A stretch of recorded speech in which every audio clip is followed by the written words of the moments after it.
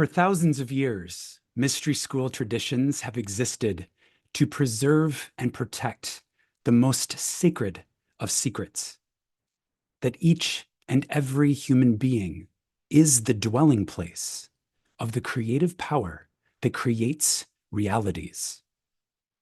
Now, this truth is revealed only by going within, looking within, by letting the evidence of the senses, the overwhelmingly obvious outside world that we live in, dim, and turning our attention to go within, to have the truth revealed within. And it is these mystery school traditions that have existed to remind human beings that we have access to this inner knowing.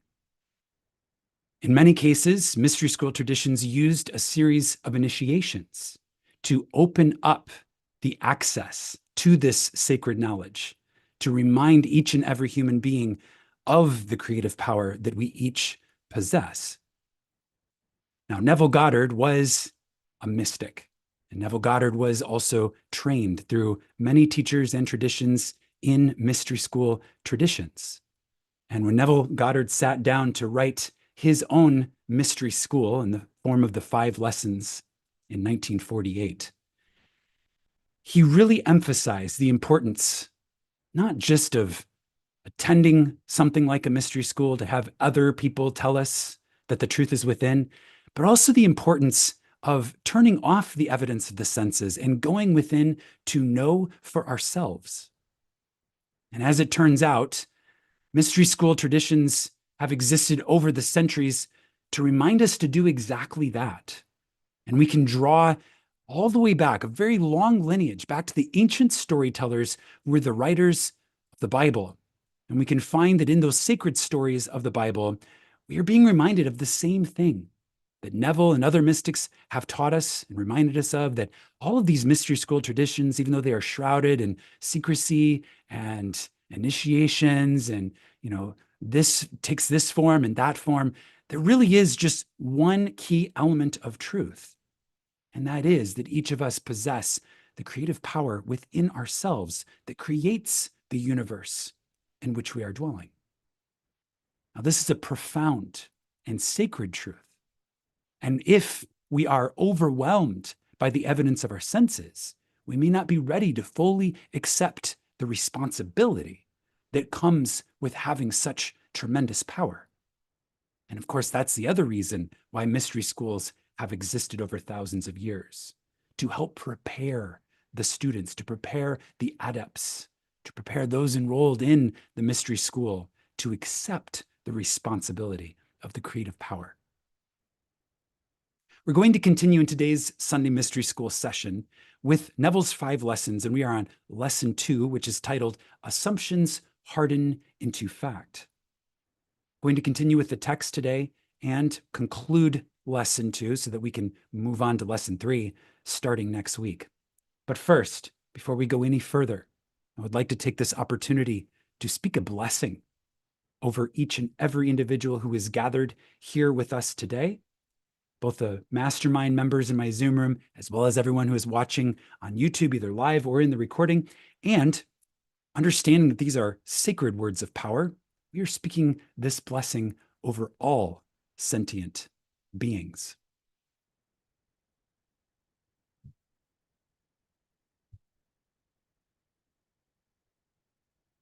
I turn now to go within, drawing my senses inward into the center of my own being.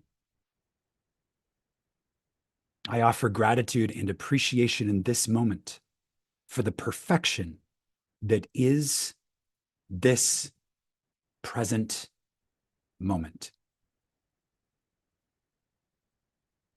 In gratitude, we accept that we are, and we declare that we are, wise souls, growing healthy, youthful minds. Thank you that we are feeling now the presence of life force energy, awakening, enlivening, and making whole our bodies in the physical dimension. Thank you that our relationships are now healed with love, compassion, and understanding. Thank you that we, individually and collectively, have humbly accepted our power and our responsibility to imagine wisely as sovereign co-creators of this beautiful world we share. Thank you that we are inspired by life-expanding, consciousness-uplifting possibilities that are manifesting now. We honor the ancestors who have walked this path ahead of us. Each and every ancestor has played their part to get us to where we are right now, and we honor them. Thank you for the wisdom passed down from the ancients, encoded all around us, woven into the very fabric of reality, in the spirit of liberating our hearts and our minds. And thank you that together we welcome the inheritance of our bright and beautiful future.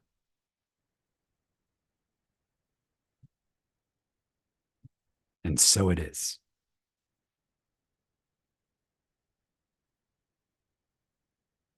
We're going to continue today with the text. There is a link in the YouTube video description for the document. It's not necessary, but if you like to follow along, you can find the document there. It's also dropped in the Zoom room. For those of you who are in the Mastermind and have joined the Zoom room, it is at the top of the chat. We are beginning today at the top of page 12.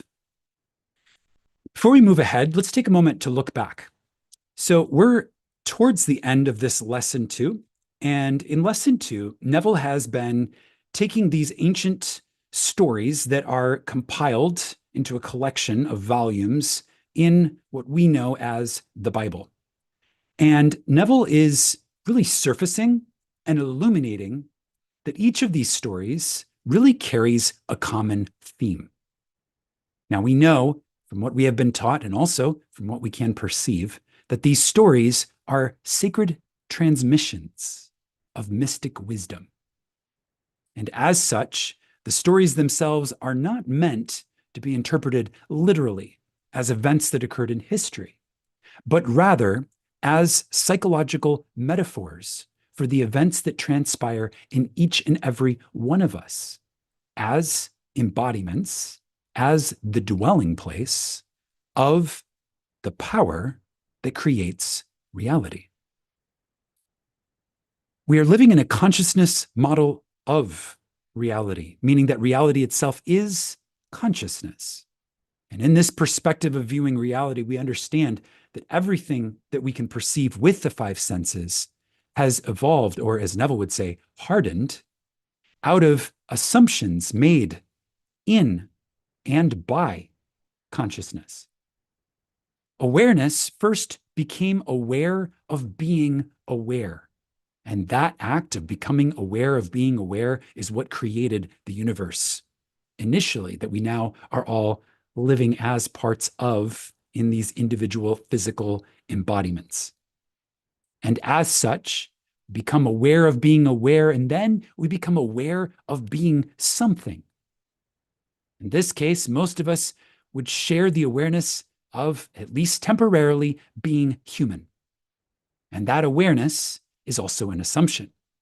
And the assumption that we are human has created a human paradigm that we are living in. This is an example of a fundamental assumption upon which all other assumptions rest. Or as long as we assume that we are humans, or at least temporarily occupying the form of being human, we assume that we must have a 3D physical body that is composed of flesh. We must, as a supporting assumption, assume that we are living in a world where we can survive as being humans. Thus, Earth is an assumption. We assume that we are inhabiting this Earth with other human beings, and thus relationships become part of our assumption. Now, when we are, as consciousness, aware using 5 senses of the world around us, and we think that the 5 senses, what we can perceive through the 5 senses, is the source of the reality that we are observing, meaning that we think that we are living in a matter-based universe rather than being aware that our awareness itself is creating the matter. If we think that the matter is creating us, or that we are byproducts of the matter, or that consciousness is emerging or evolving from a material universe, then we may become confused, and we may think that what is occurring on the outside has power over what is happening on the inside. And this would be, according to Neville and all mystics, this would be a misinterpretation of the truth, or some form of confusion. This would be living with the roles reversed. This would be believing that something on the outside has power over that which is within. Now, to be clear, that can be true when we, as consciousness, delegate power to things in the external world, the world perceived by the five senses. When we delegate power to our perceptions to have some sort of control or influence over what we are aware of being or becoming, to have some sort of influence over our decisions, our actions, our thoughts, our words, our ideas, our minds. When we delegate that power to the outside, then we make that paradigm true for us. But that paradigm, true for us, is only temporarily true. And there is a higher truth. And the higher truth is the truth that is always true. And that higher truth is that you and I are consciousness. We are actually living in vessels. These fleshly bodies are vessels. They are the dwelling place of the life-giving power of consciousness itself. And that is exactly what we find that these ancient storytellers writing thousands of years ago were communicating to us through these stories. And these stories, which are encoded with this truth that is always true, have survived countless generations, have been passed down, preserved, and cherished for countless generations, not by accident, but by providence. Because the truth that is always true will always survive. The truth that is always true will always exist to set us free. And any forgetting of the truth that is always true can only be temporary. It can only occur within time. Because outside of time, or when time ends, there is one truth. And that one truth is always true, and it is eternal. Continuing with Neville's words, he says, now we turn to the book of Numbers, and here we find a strange story. I trust that some of you have had this experience as described in the book of Numbers. They speak of the building of a tabernacle at the command of God, that God commanded Israel to build him a place of worship. Now, tabernacle, the word tabernacle, if you look it up, it means dwelling place. Okay, that's what that word means, dwelling place. Neville continues. He says, he, meaning God, commanded Israel to build him a place of worship, and he gave them all of the specifications of the tabernacle. So God describes what this dwelling place is to look like. It had to be elongated, a movable place of worship, and it had to be covered with skin. Neville says, do you need to be told anything more? Isn't it obvious? This tabernacle is man, elongated, movable, covered with skin. Know ye not that ye are the temple of God, and that the Spirit of God dwelleth in you?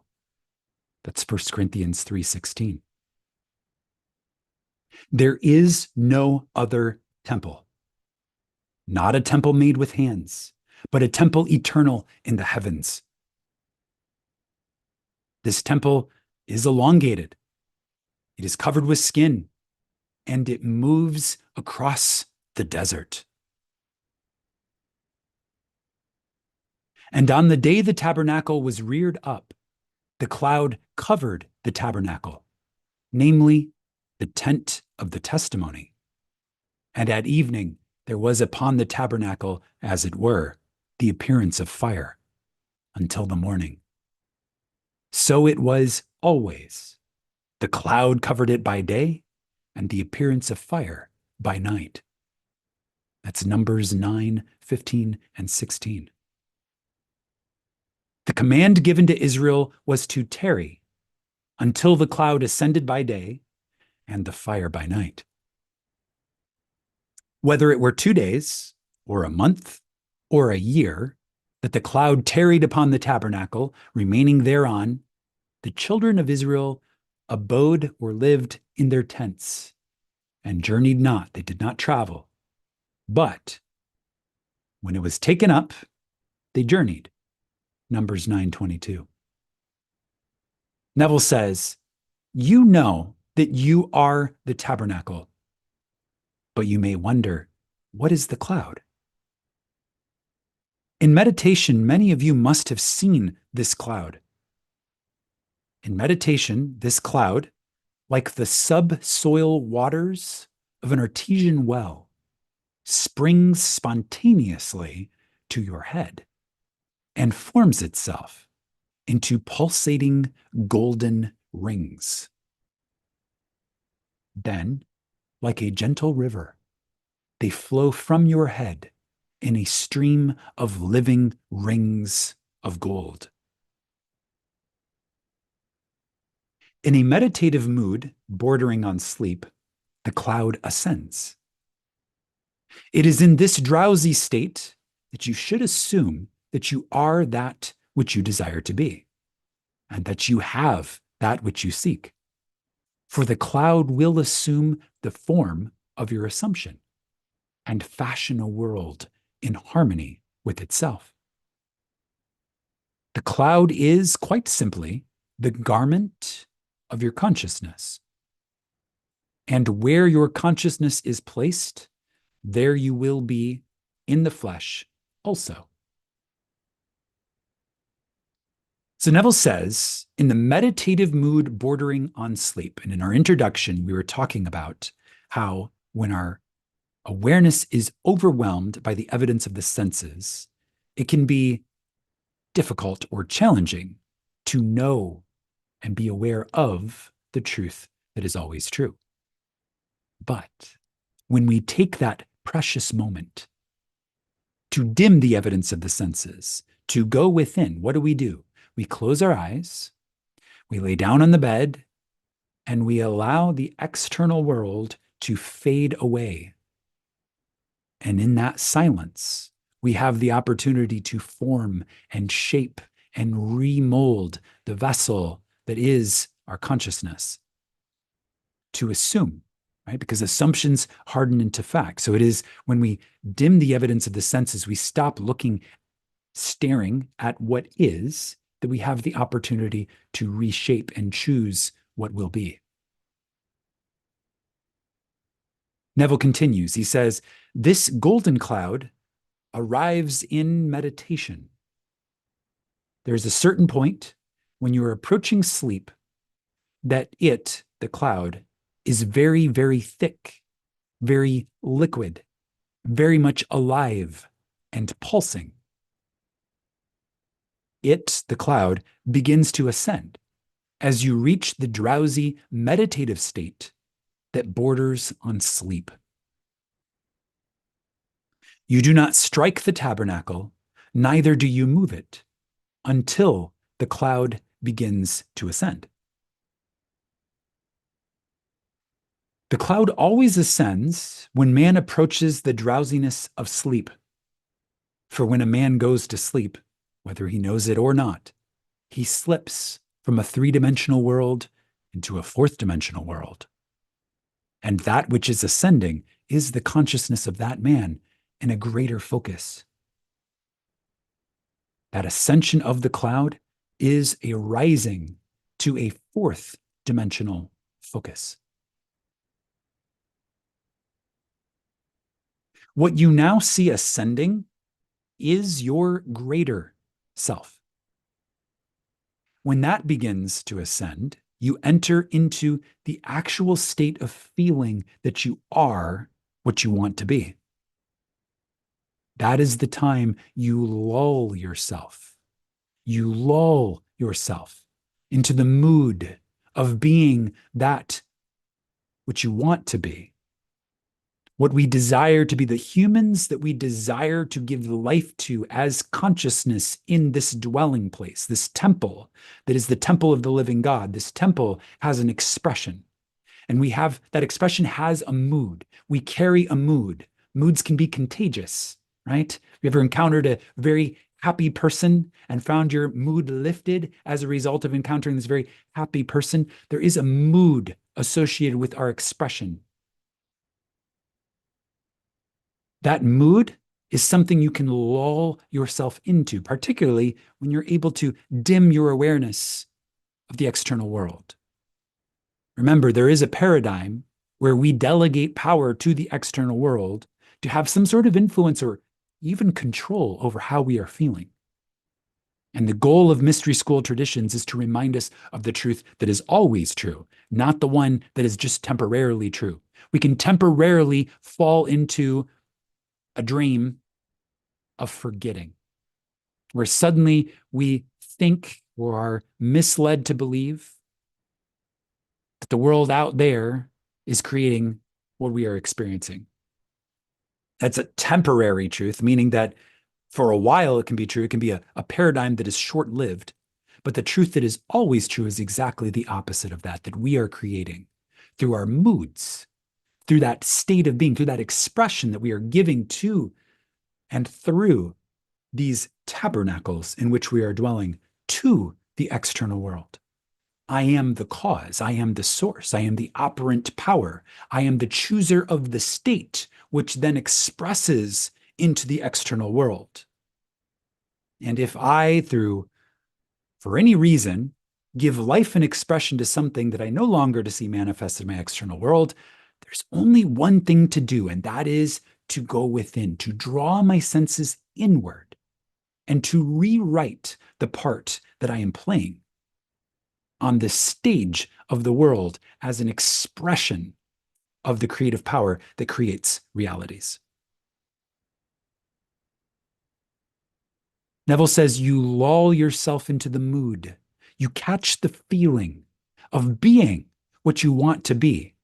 And you can do this either by experiencing in imagination what you would experience in reality, were you already that which you want to be, or by repeating over and over again the phrase that implies you have already done what you want to do. A phrase such as, "Isn't it wonderful? Isn't it wonderful?" Cultivating that mood, isn't it wonderful? As though some wonderful thing had happened to you. That's a mood. You're cultivating a mood. You're cultivating a feeling. You're cultivating an expression in your dwelling place, which then radiates outward. In a dream, in a vision of the night, when deep sleep falleth upon men, in slumberings upon the bed, then he openeth the ears of men, and sealeth their instruction. Job 33, 15 and 16. Coming onto the top of page 14. Neville says, use wisely the interval that precedes sleep. Use wisely the interval that precedes sleep. So we talk about how there is a portal state of awareness, which is access to a dimensionally greater world. And every human being passes through the portal 2 times per day. Once, immediately upon waking, we pass through the portal to leave the dream world, come into the waking world. And it's called the hypnopompic state scientifically. It's a brainwave state of consciousness. So we pass from delta, which is technically dreamless sleep, through theta, which is dream sleep, up towards waking consciousness, which is typically the beta region of brainwave activity, as we're moving up into that more waking level of conscious awareness, we are passing through a portal state of awareness where we are highly programmable. Our moods are highly alterable. It is a fertile soil where we can lull ourselves into a specific feeling and program ourselves into a specific expression. Okay, so once in the morning and once at night, same thing. As we begin to dive into the world of dreams, we pass from waking state of consciousness, brainwave state, and we start to head towards delta, which is really the deep dreamless sleep. And we pass through layers of brainwave activity as we work our way down. And one of those layers, which is around the alpha theta cusp, is a portal state of awareness. Scientists call it the hypnagogic state of awareness. And in that hypnagogic state, it's dreamlike, but you're not fully asleep, meaning that you are retaining the ability to control or direct your attention. And in that state of awareness, that is the portal. And again, that portal is access to a dimensionally greater realm of consciousness, a dimensionally greater aspect of self. And Neville says you must use these intervals wisely because it is the most fertile time of your day. Whatever you plant during that fertile window of time, you will carry into the deep of your own being. Neville says, assume the feeling of the wish fulfilled and go to sleep in this mood. It is a mood. It is more than just a feeling. It is a mood. At night, in a dimensionally larger, greater world, when deep sleep falleth upon men, they see and play the parts that they will later play on earth. It's as though it were a rehearsal. And the drama is always in harmony with that which their dimensionally greater selves read and play through them, through the dwelling place, through the tabernacle, through these vessels that carry our consciousness, these movable places of worship covered in skin. Our illusion of free will is but ignorance of the causes which make us act. Our illusion of free will is but ignorance of the causes which make us act. These are not causes on the outside. These are causes that come from what is planted in that fertile window of consciousness, that precious window of time which precedes sleep. What we carry into that deep of our own selves becomes the cause which makes us act. The sensation which dominates the mind of man as he falls asleep, though at the time it is assumed, that sensation, the time it is assumed, it's false. Objectively, it's false. Anyone outside of you in the world would say, you're not that, you don't have that, you aren't that. Not true, right? But you carry it into the deep of your own being. It dominates your mind. It is a sensation, it is a feeling, it is a mood. And as you carry it into the deep of your own being, it will harden into fact. Assuming the feeling of the wish fulfilled as we fall asleep is the command to this process of embodiment. And it's saying to our mood, be thou actual. Okay, so what we're saying is that as you're entering that portal state of awareness, you are giving a command and you are saying, bring this into reality, right? Because it's a portal, right? So it's like taking that seed and finding the most fertile time, most fertile place, best soil, and saying, grow into a plant and bear me fruit. And you are inserting that seed into the ground with the command, grow into a tree and give me beautiful fruit. Okay, that is the act that is occurring each time we enter this portal state of consciousness. And these are the secrets. These are the secrets that have been preserved by mystery school traditions, how to create in this way. Neville says, I can tell you dozens of personal experiences where it seemed impossible to go elsewhere. But by placing myself elsewhere mentally as I was about to go to sleep, circumstances changed quickly, which compelled me to make the journey. I have done it across water by placing myself at night on my bed as though I slept where I wanted to be. As the days unfolded, things began to mold themselves in harmony with that assumption. And all things that must happen to compel my journey did happen.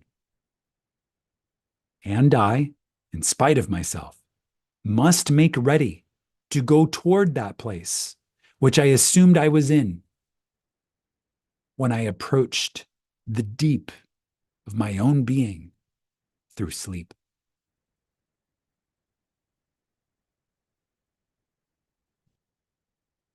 Neville is speaking of this cloud, and the sense here is that this cloud is the noise or the story of the world.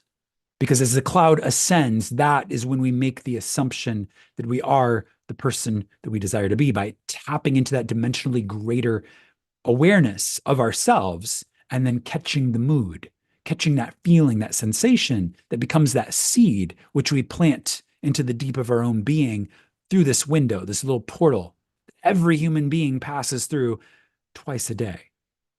Now, obviously, we can point out that it's not just our natural sleep-wake cycle that we have access to this portal state. You can access this portal state at any time simply by replicating the same process. Closing your eyes, tuning out the evidence of the senses, moving towards sleep, getting very sleepy, accessing that brainwave state, and then in that state, before falling to sleep, planting the seed. This can happen at nap time. Obviously, today, we have access to technology that can assist us in getting there, accessing that state of awareness.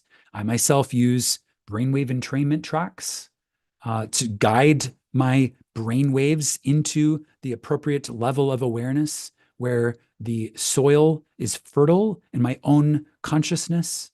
There's also light-based brainwave entrainment. There's sound-based brainwave entrainment. There's vibration-based brainwave entrainment. There's all types of tools and technology to assist us in getting there. We don't need them. Every single human being wakes and sleeps. It's built into the operating system of being human, access to these portal states. Neville says, as the cloud ascends, I assume that I am now the man that I want to be. So as the noise of the world fades and the cloud ascends, meaning my awareness ascends into this dimensionally greater place where I can be anything, that is when I assume that I am now the person that I desire to be, person that I desire to express, the character that I desire to play on the stage that is my world. Or I can assume that I am already in the place that I desire to visit. I sleep in that place now.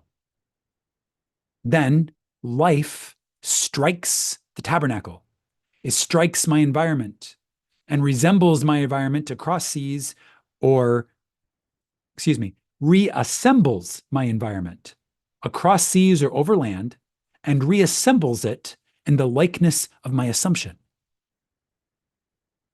This story has nothing to do with men walking across a physical desert. The whole vast world round about you is a desert. From the cradle to the grave, you and I walk as though we walk the desert. But we have a living tabernacle wherein God dwells, and it is covered with a cloud, which can and does ascend when we go to sleep or are in a state akin to sleep, that portal state of awareness.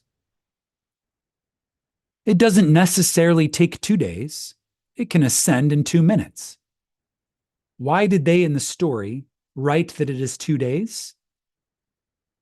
If I now become the man I want to be, I may become dissatisfied tomorrow. Neville says I should give it at least a day before I decide to move on. The Bible says in 2 days, a month, or a year, whenever you decide to move on with this tabernacle, let the cloud ascend. Okay, so the cloud ascends, then the tabernacle moves, right? So our consciousness rises into that portal state of awareness. We move in our consciousness to where we desire to be, whether that be the person that we desire to be or the place where we desire to physically be. And when our cloud has ascended, we have moved in that way, then the tabernacle can move. Then our cloud descends and we stay in that new place until we decide to repeat the process. And so we are following our raised consciousness across the desert of life. Okay. And each of us are doing this automatically. This isn't something that we suddenly start to do once we start attending mystery school. This is something that is happening all of the time anyways. And at mystery school, we are learning to do it consciously because mystery school teachings constantly remind us to turn our awareness inward, to find the true cause of the phenomena of life, to look inward, to know from experience the truth which is always true, that consciousness creates reality. The cloud is the garment of your consciousness. The cloud is your assumption. Your assumption moves, then your tabernacle moves, right? Your assumption moves, then your body moves. Your assumption moves to a new place. You move through life, through circumstances, over a bridge of incidents into a new place. Where the consciousness is placed, you don't have to take your physical body there. Your physical body will gravitate there in spite of you because your consciousness has moved. Things happen to compel you to move in the direction where you are consciously dwelling. And this is where that quote that Neville gave earlier, one of his all-time greatest quotes.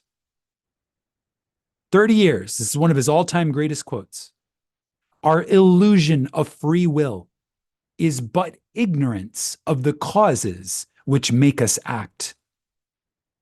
We think we have this illusion of free will. In our normal waking awareness, we think that we are making decisions from one moment to the next, but in truth, we are guided by our assumptions which are often subconscious, but can be written in the state which is access to our subconscious mind, which is the portal state of awareness. All these concepts fold into each other and become this perfect, beautiful, completed puzzle of what it means to be consciousness in a dwelling place that is a physical human body.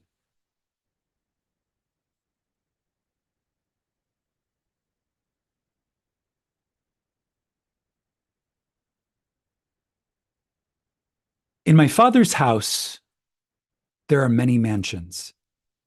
If it were not so, I would have told you. I go to prepare a place for you. And if I go and I prepare a place for you, I will come again and receive you unto myself, that where I am, there you may be also. Who is speaking in this verse? Who is it that is saying, in my Father's house, there are many mansions? The voice that is speaking is the voice of I am. I am takes on and wears an assumption. Going to prepare a place is moving of an assumption into a new state. And if I go, the I am presence that is in each of us, if I go and prepare a new place through a new assumption, I will come again and receive you unto myself, that where I am, there you, your physical body, may be also. This is a conversation happening between the surface level of our being and the deepest level of our being. And the deepest level of our being is saying, in my Father's house, remembering the Father is the field of all realities, there are many mansions, there are many reality fields to choose from. If it were not so, if this weren't true, I would have told you. I go to prepare a place for you. I go to select a new reality field for you to experience. And if I go and I select this new reality field, I will come back and I will get this surface level of my being, this physical body that I wear, and I will bring it into this new reality field to experience.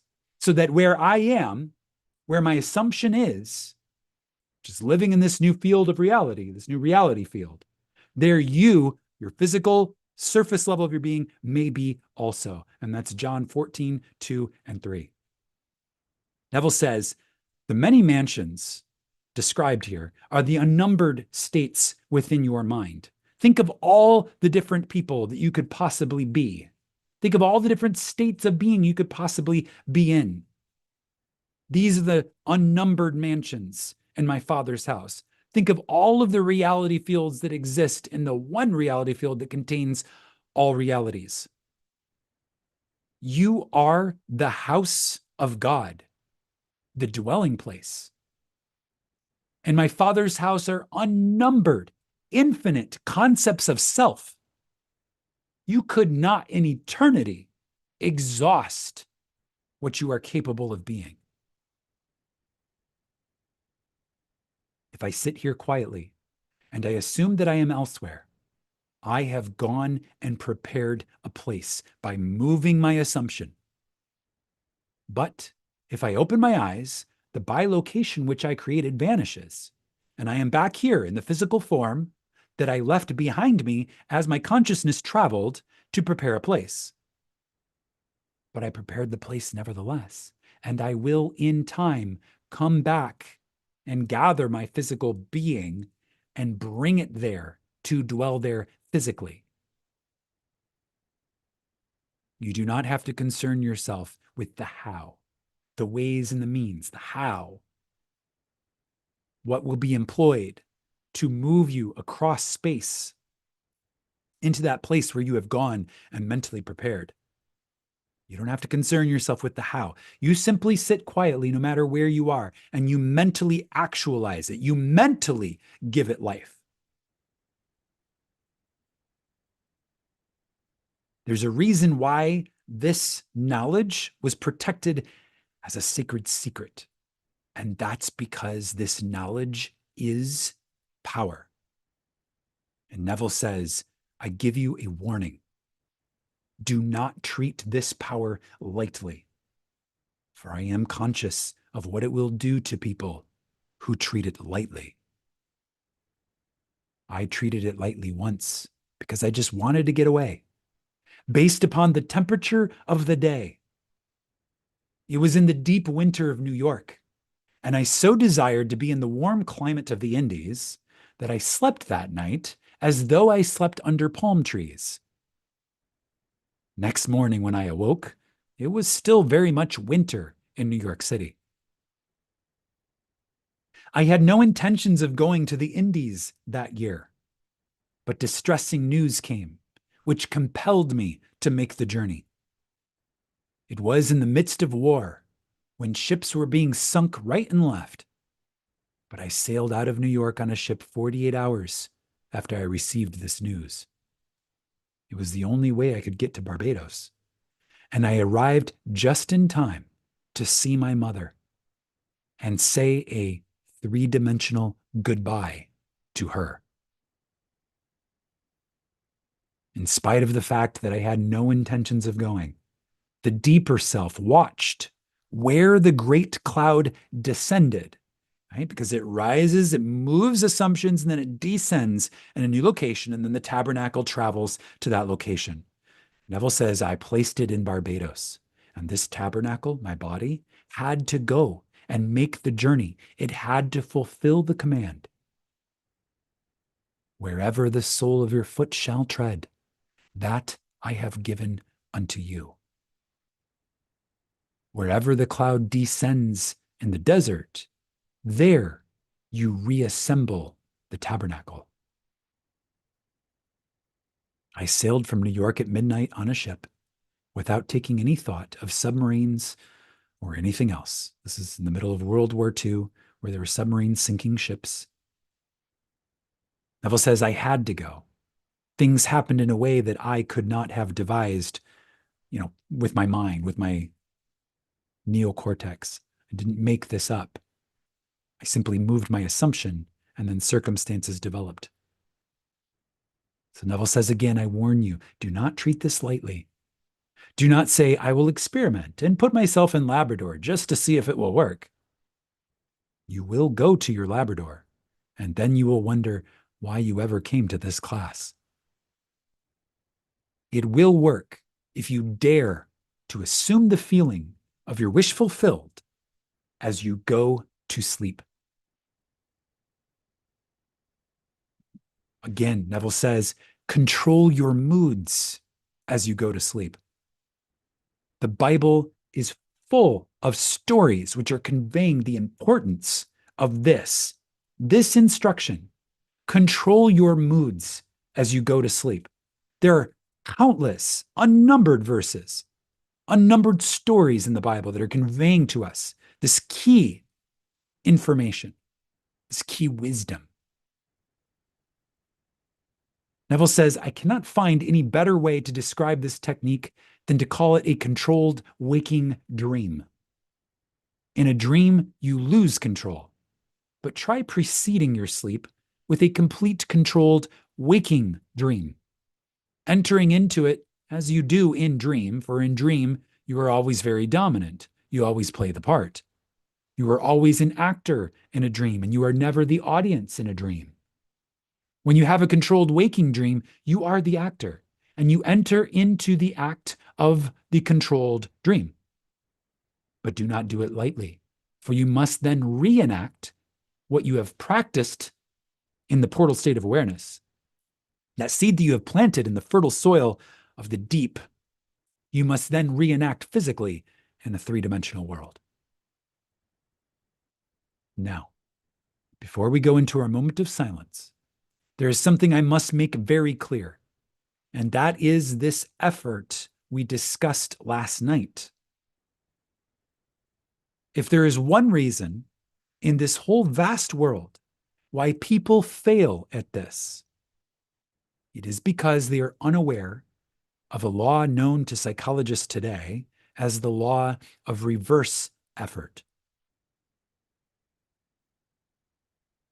When you assume the feeling of your wish fulfilled, it is with a minimum of effort.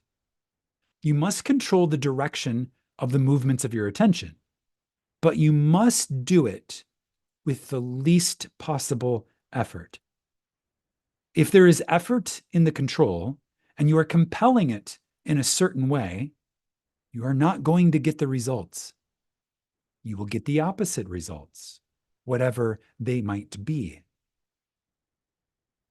That is why we insist on establishing the basis of the Bible as Adam slept. That is the first creative act, Adam going to sleep. And there is no recorded record, no written record, where Adam was ever shown as being awakened from this profound sleep. While Adam sleeps, creation stops. You change your future best or most competently when you are in control of your thoughts while in a state akin to sleep. For at that moment, effort is reduced to its minimum.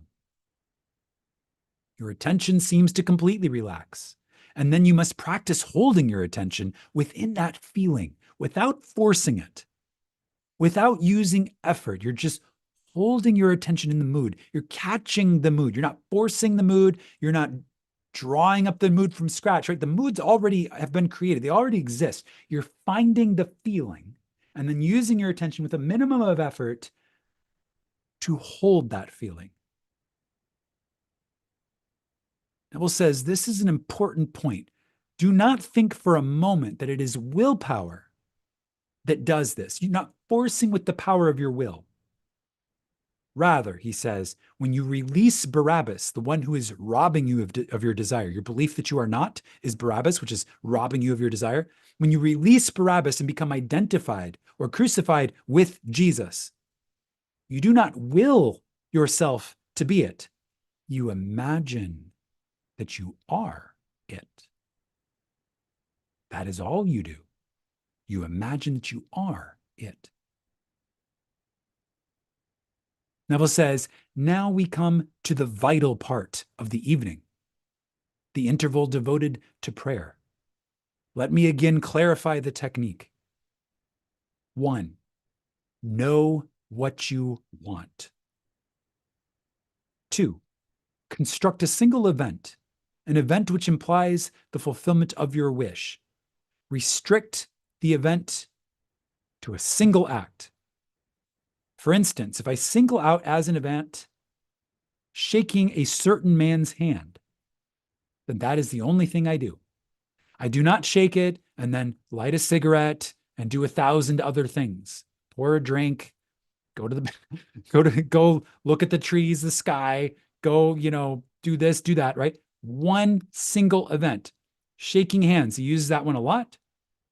Climbing up the gangway to the ship when he was traveling back from Barbados and he had to manifest a trip over and over in his mind's eye as he was falling asleep in that portal state of awareness, just literally climbing from the tender to the ship, tender to the ship, tender to the ship, just over and over again, not to the ship and then to the stateroom and then to the bar and then to dinner and then to dancing and then to this and to that. No, tender to ship, tender to ship, tender to ship, up the gangplank, over and over again. Single act. Keep it simple. Minimum of effort.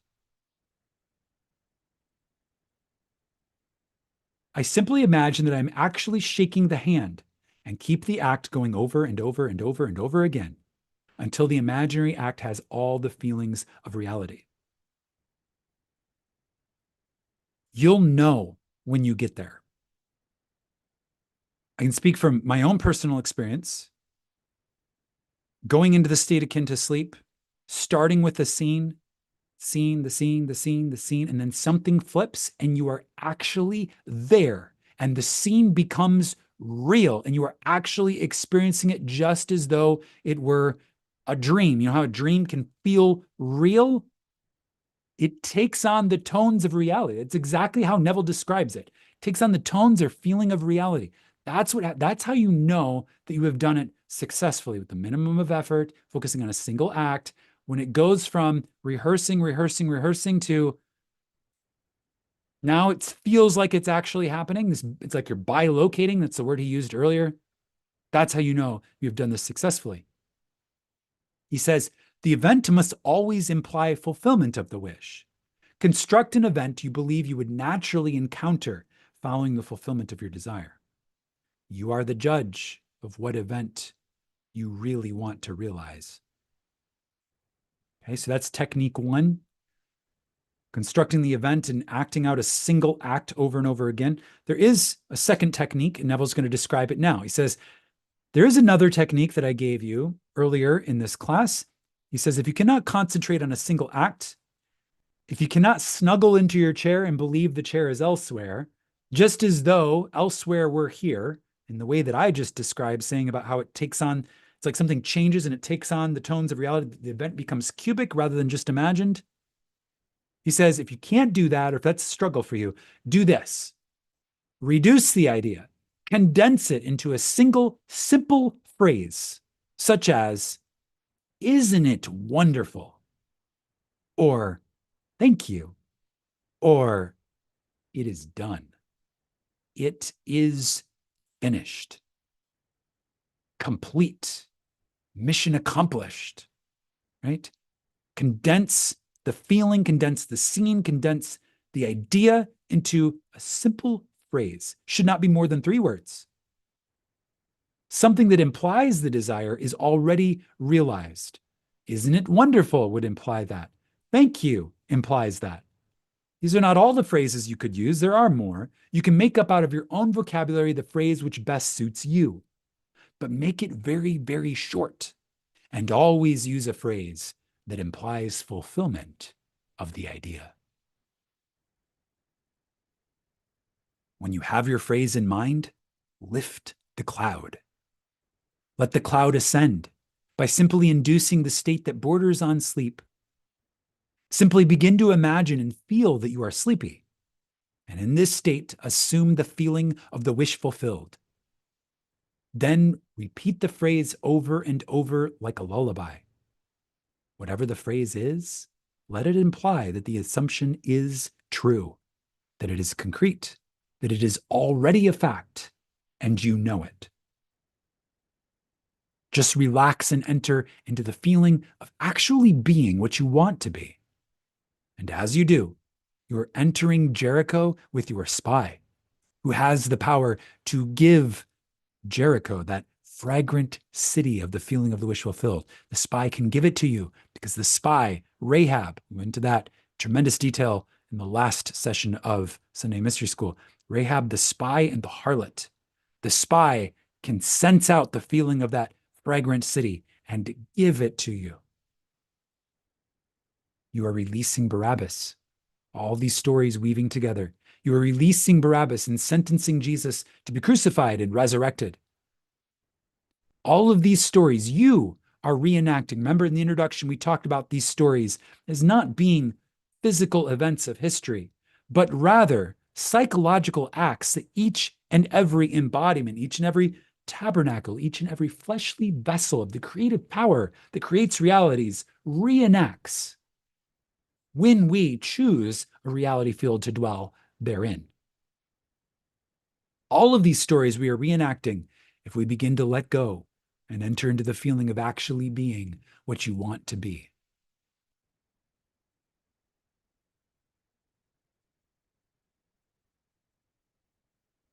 Neville says, if your hands are dry, or if your mouth is dry at the end of this meditation, that is positive proof that you did succeed in lifting the cloud. What you were doing when the cloud was lifted is entirely your business.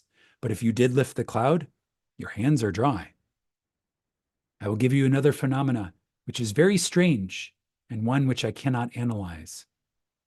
It happens if you really go into the deep. You will find on waking that you have the most active pair of kidneys in the world. I have discussed it with doctors, and they cannot explain it. Well, Neville, I might be able to help you with that one. Water is innately linked with consciousness.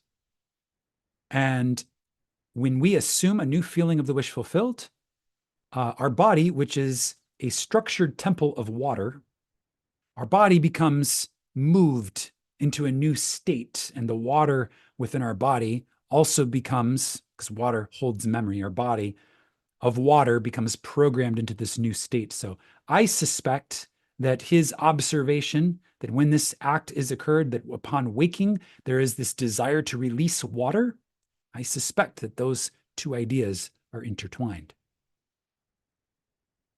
Another thing you may observe in meditation, Neville says, is a lovely liquid blue light. The nearest thing on earth to which I can compare it is burning alcohol. You know, when you put alcohol on the plum pudding at Christmas time and set it aflame, the lovely liquid blue flame that envelops the pudding until you blow it out. That flame is the nearest thing to the blue light which comes on the forehead of a man in meditation.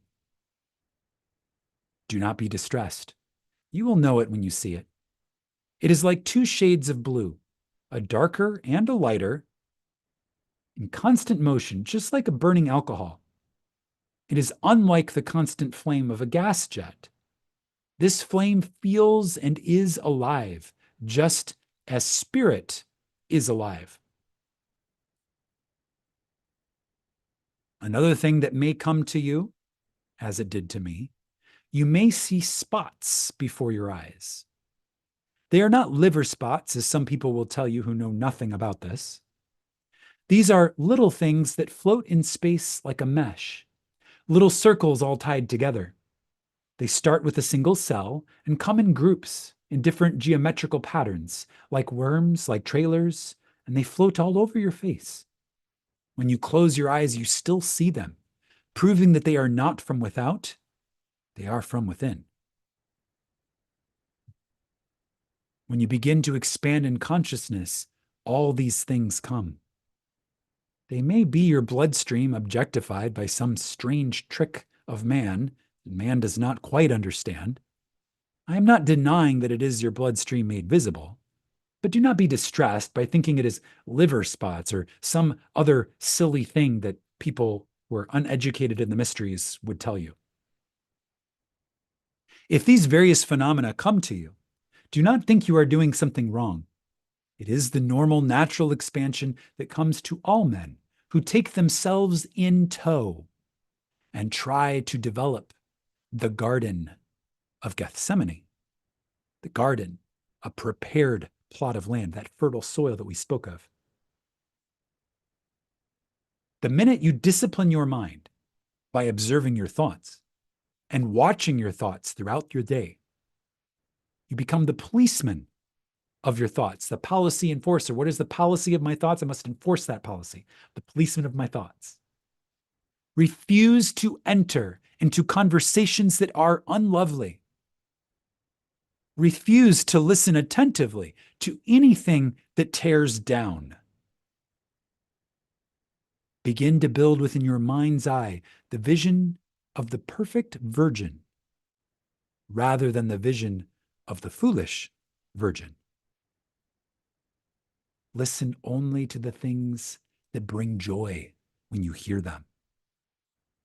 Do not give a willing ear to that which is unlovely, which, when you heard it, you wish you had not heard it. That is listening and seeing things without oil in your lamp or joy in your mind. There are two kinds of virgins in the Bible: 5 foolish and 5 wise virgins. Can anyone guess why the number is 5? How many physical senses does a human being have? The 5 foolish, the 5 wise. The minute you become the wise virgin, or try to make an attempt to do so, you will find that these things happen. You will see these things, and they interest you so much that you do not have time to develop the foolish sight, the foolish hearing, the foolish tasting, touching, smelling, as so many people do. I hope that no one here does, because no one who is identified with this great work can find great joy in the discussion of another, which is unlovely.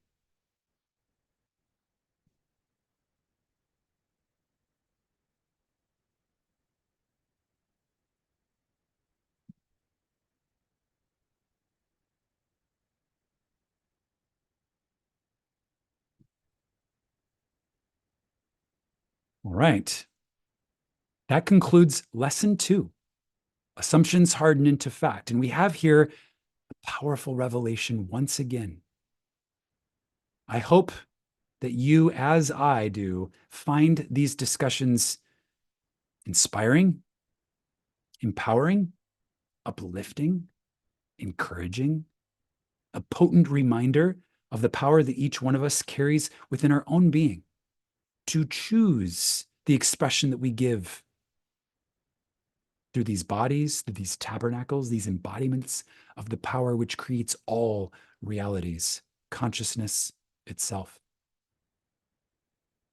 At this time, I would like to open up to members of my mastermind who have joined the channel. We're in my Zoom room at this time, and invite anyone who has anything to share, any comments. Or Lana, go ahead. Yes. So there was a small, like little passage that I didn't quite understand. So I'm just going to read it.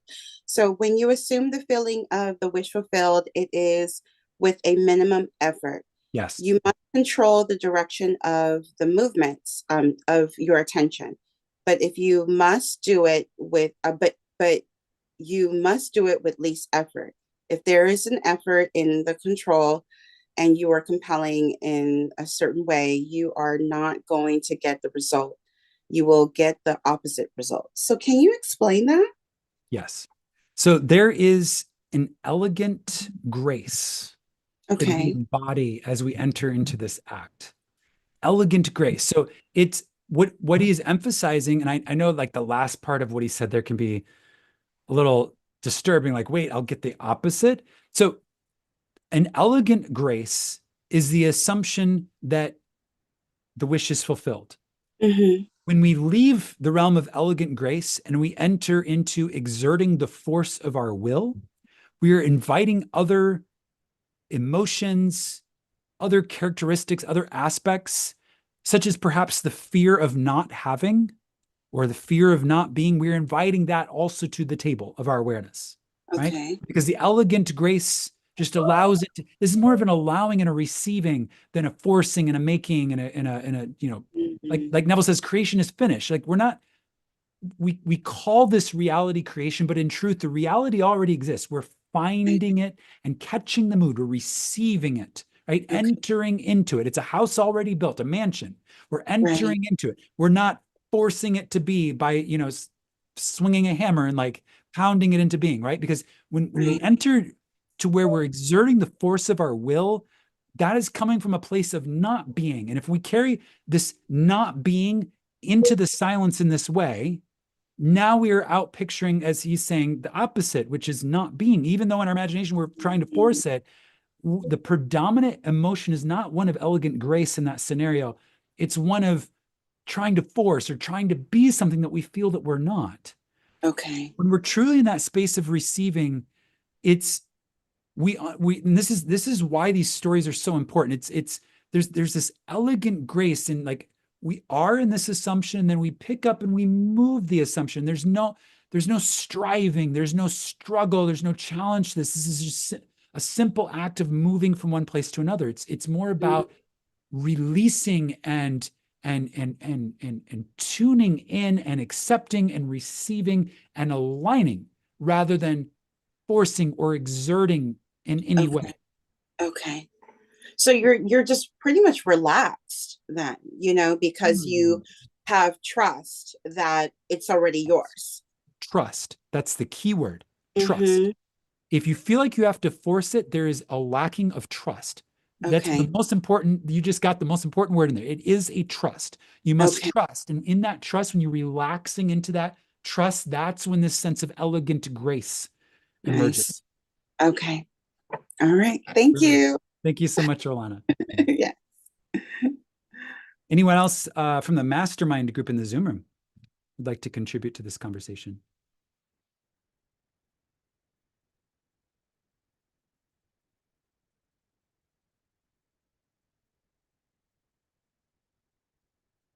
Brilliant. Okay.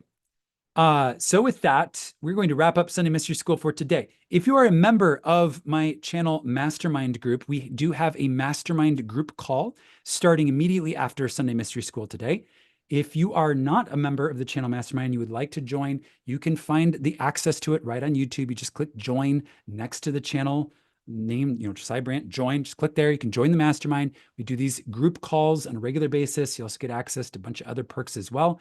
And we're going to have one right after this session. So if you're in the mastermind, just go ahead and hang out on the Zoom call.